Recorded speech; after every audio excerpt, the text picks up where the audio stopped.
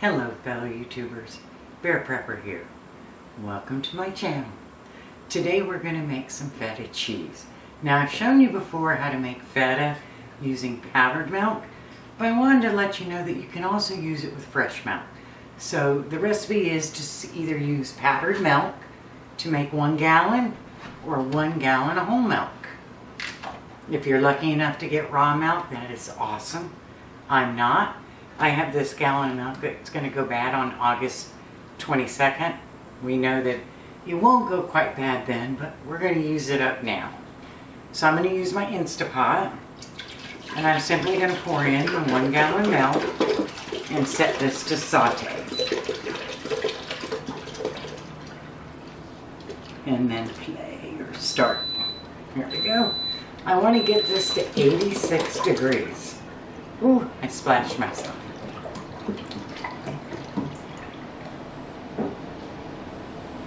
And while that's coming up to temperature, let's talk about what else we need. So the other 2 ingredients you need, actually 3, which I'm going to get this afternoon, is you're going to need calcium. It's called calcium chloride, and you can do that in either powdered or liquid form. And then you're going to need rennet. Here I have animal rennet. So with the calcium chloride liquid, you're going to dissolve it in 1/4 cup of water to 1/4 teaspoon. If it's the powdered, you're going to do it in 1/4 cup of water, but you're only going to do 1/8 of a teaspoon. And then later, you're going to need a 1/2 teaspoon of the liquid rennet. So we'll put this back in the fridge. And I'm going to use the liquid. I'm trying to use this one up. And I'm going to save this because it stores better. So let's get this warmed up and then I'll get back with you. Oh, and the third ingredient that I forgot to talk about was olive oil. This is going to make a lot of feta. If you think you can eat all of this in 30 days, you can put it in a saltwater brine. But if you're going to take longer than that, you want to put it in olive oil. So I'll probably do a little bit of both. I'll put some in a saltwater brine because it gives you kind of a different flavor than the olive oil, and then I'll put others in olive oil. And that's how we'll store it. So that actually only took like 5 minutes, just barely needed to warm it up.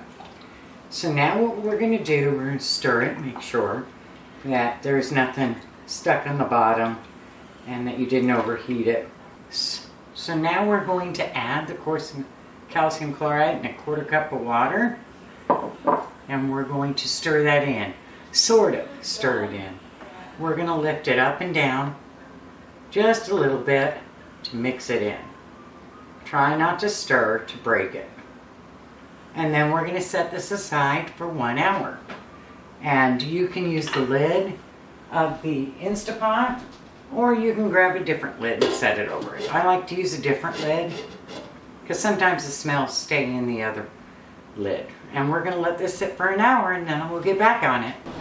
I need one of those signs that says 1 hour later. Okay, it's been 1 hour. So we're going to remove the lid, and now we're going to add our rennet. And so we are going to add 1/2 teaspoon. We're going to try. And of course, because it's brand new, there we go. You look at it this way, at least it was sealed.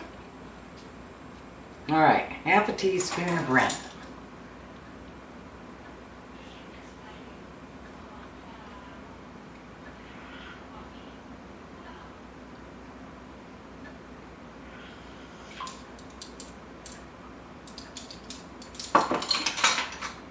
And now we're not going to stir, we're going to lift. Oh, I can feel something happening on the bottom. So we're going to make sure that we get that lifted up.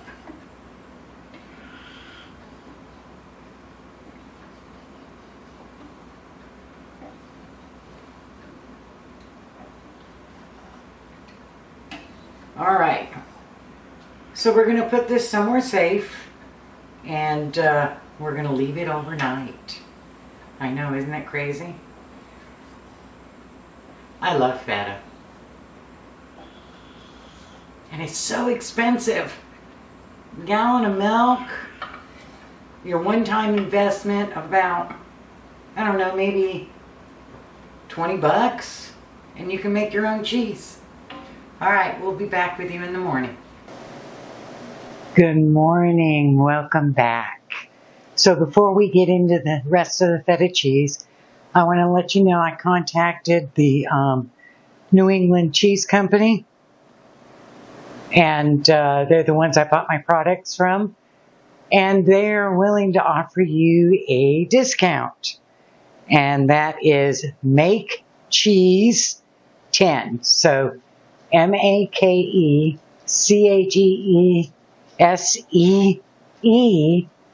10. And I will put a little screenshot up here for you to see. Wasn't that nice of them? It is an affiliate, but I'm not trying to make any money off of it. So let's go ahead and get our cheese and our directions, and we'll continue.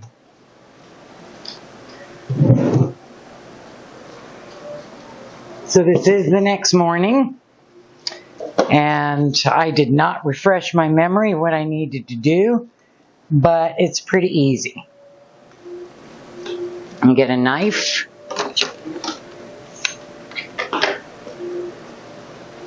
And we are going to cut the curds. And it's really solid down there. So, let me get a shot for you. So there you go. Can you see that? Line of liquid over it. So we are going to go ahead and cut the curds. And all you're doing is cutting 1-inch pieces. Woo, it's sliding everywhere. Definitely floating.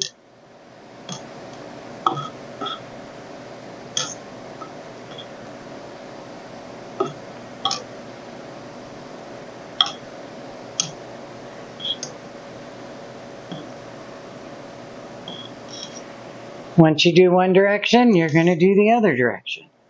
And mine is spinning, so I know it looks like I'm doing the same direction, but my cheese spun.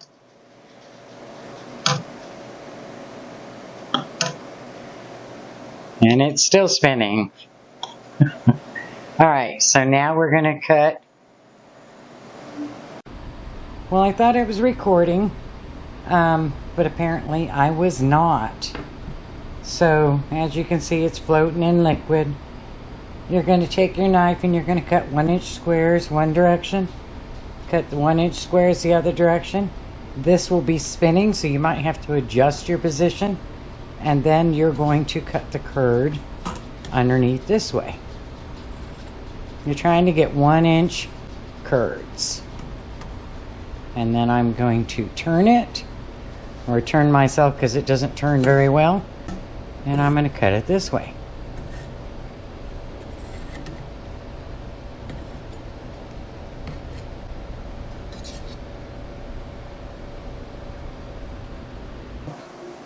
So now that we've completed that, we're going to strain it in our cheesecloth. So let me get a strainer and my cheesecloth. Now you want a bowl underneath it because it's going to be really liquidy. And then I have some new cheesecloth. You can use old. You can use the tea towels. I've used these towels before, the little cheapy towels. So you can use those also. They work well. You don't have to go out and buy something special for it. I just happen to have cheesecloth pieces. And we are going to pour it in. And try not to splatter.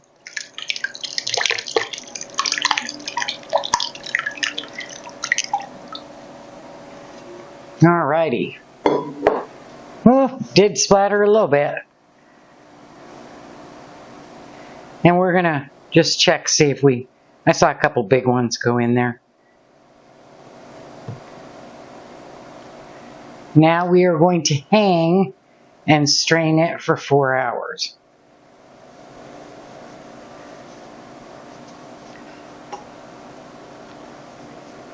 We're just simply going to tie it up.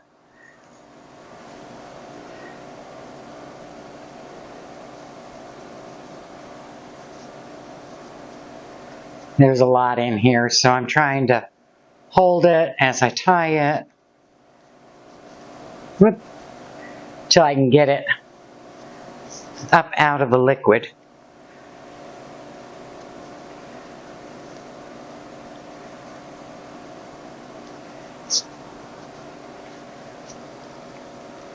I was going to use my cheese press for this, but since many of you don't have one, I wanted to show it to you without it. All right. So now we are going to tighten these down. Whoop. Tighten that down. And now I can tie a knot.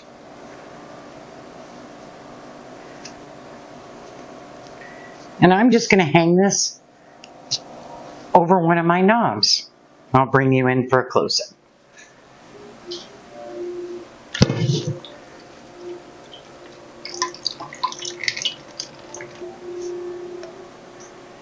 So there you see, I've got it hung over the knob and hanging over a bowl. And we'll just leave it there for 4 hours and I'll get back. Okay, so I'm ready to finish my feta. I moved it into my Instant Pot because I'm going to make some ricotta with my whey. Now with your whey, you can store it for 2 or 3 days, so you don't have to do that all right now. So what I'm going to do is I'm going to take my cheese out and I'm going to cut it into blocks.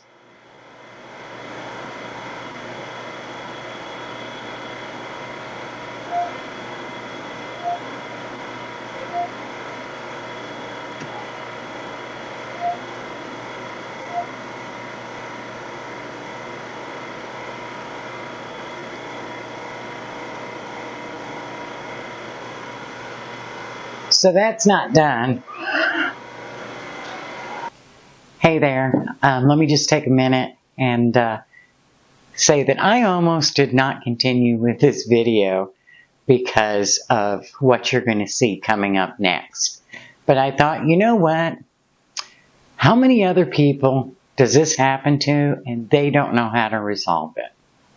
So I hope you enjoy. Okay, as you see from the last video, I kind of went freak out mode because it was just pure liquid mixed in. And so I went back and I looked at the flour sack towels that I purchased. And if you can see that there, they are from Tolas de Aprilio.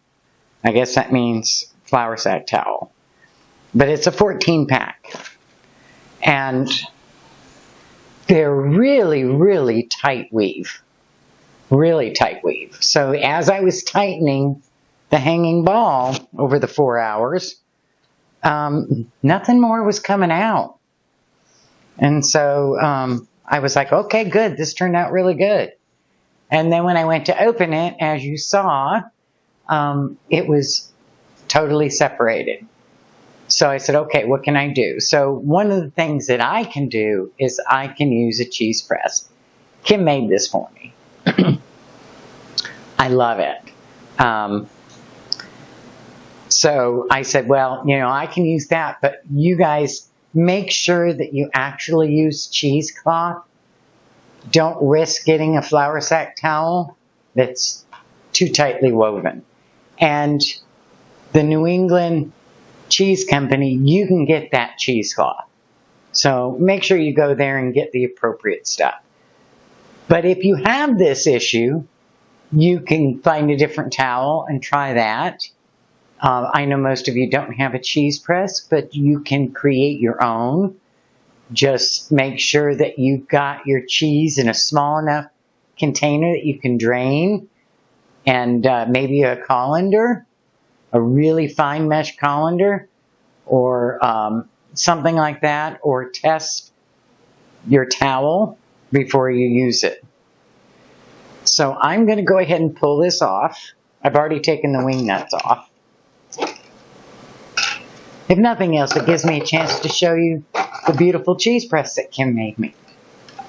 And he's cut me 2 of the rounds just in case I need the second one to press it harder.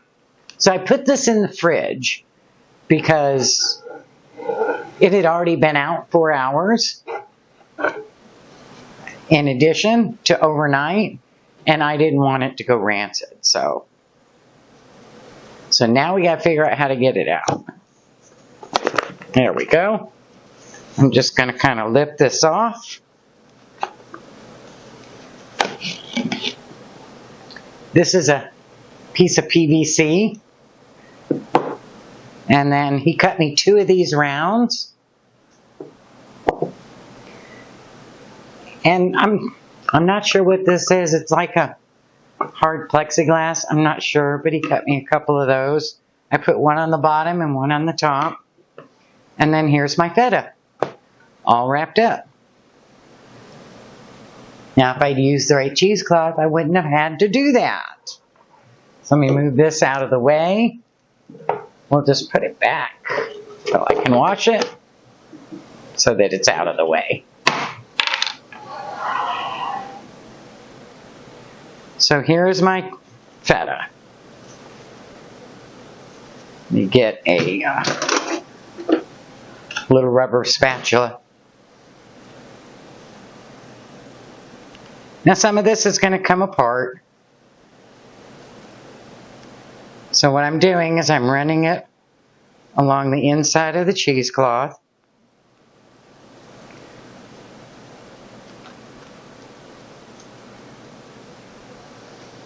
And I probably should have folded it on here a little better, a little smoother.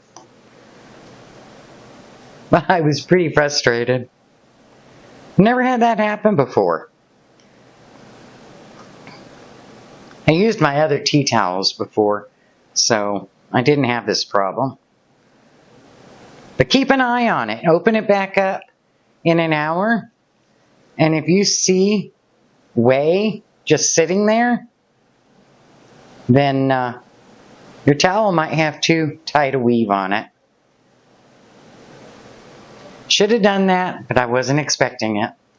All right, let me get a plate. Make sure you can see it.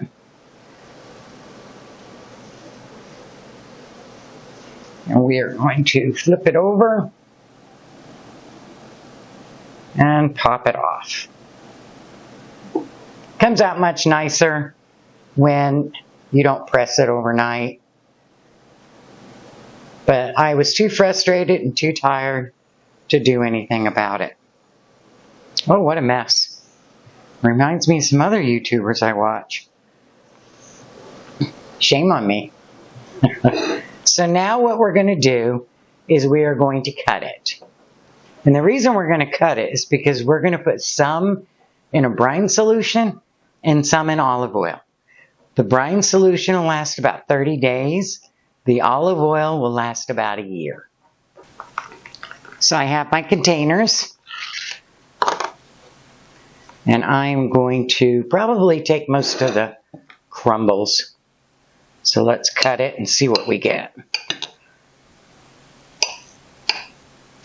You can cut it however you want.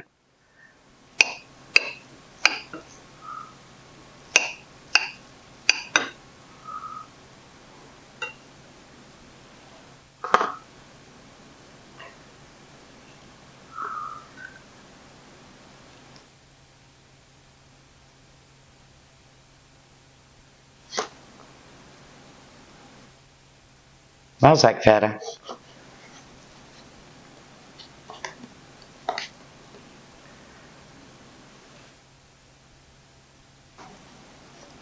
The salting will just make it better. And then we're going to take this and we're going to salt this, all of this.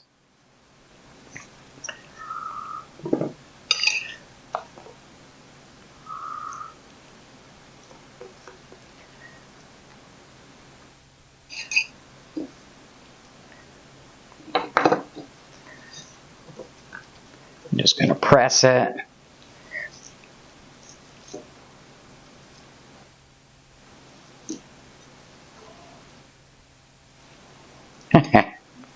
Make a ball. A ball of feta. All right. Let me wash my hands. I'll be right back. So I decided there was a little too much in here for the brine solution. So I moved a little more into the olive oil. I'm going to use 1.5 pints because my container size, and a tablespoon of salt. Now, if you're using a gallon, it would be 1/3 cup of brine, of salt in your brine.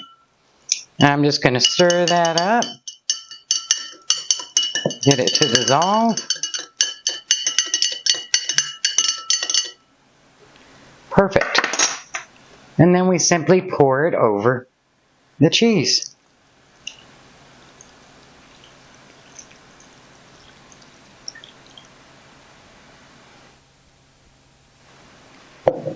Might change the container because it might spill. We'll see how well these seal up.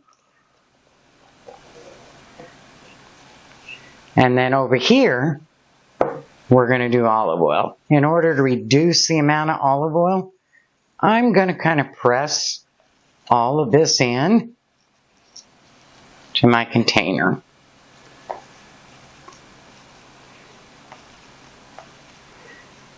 It'll help me reduce the amount of olive oil.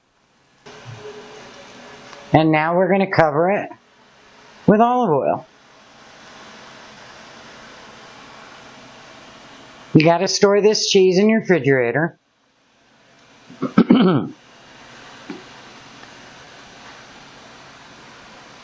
Make sure your cheese is covered.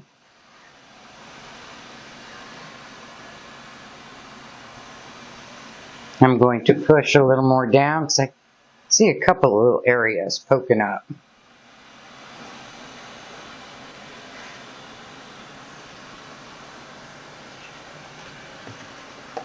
And there you have it.